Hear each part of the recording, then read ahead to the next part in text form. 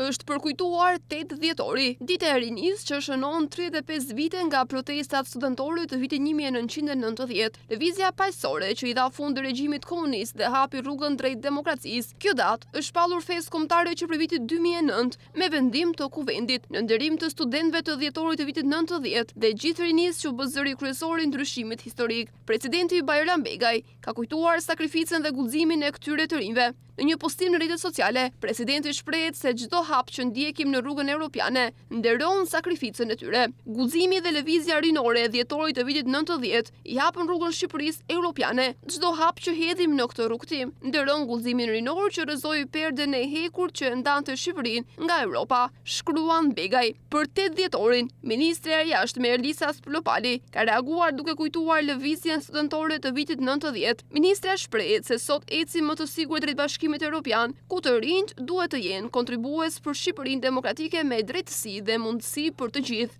Më 8 dhjetor të vitit 1990, një grup studentësh dhe pedagogësh të universiteteve të Tiranës ndërmorën hapin vendimtar, duke u bërë iniciator të protestave paqësore që quan në përmbysjen e regjimit komunist. Të organizuar, ata marshuan nga qytet studenti drejt qendrës së Tiranës, duke mbledhur radhëve të tyre gjithnjë e më shumë qytetar. Brenda pak orësh, turma arriti rreth 1000 pjesëmarrës. Me thirrjen simbolike e duam Shqipërinë si gjithë Europa. Të rinjt kërkuan pluralizëm politik, integrim europian dhe vendosjen e parimeve perëndimore të shtetit të së drejtës. Lëvizja studentore mbetet e vetmja lëvizje paqësore që ndryshoi rrënjësisht historinë e vendit. Protestat vazhduan deri më 11 dhjetor, kur në takimin me Ramiz Alin u konfirmua zyrtarisht pluralizmi politik. Menjëherë pas këtij momenti, studentët filluan organizimet për themelimin e Partisë Demokratike, duke shënuar fillimin e epokës së re politike në Shqipëri.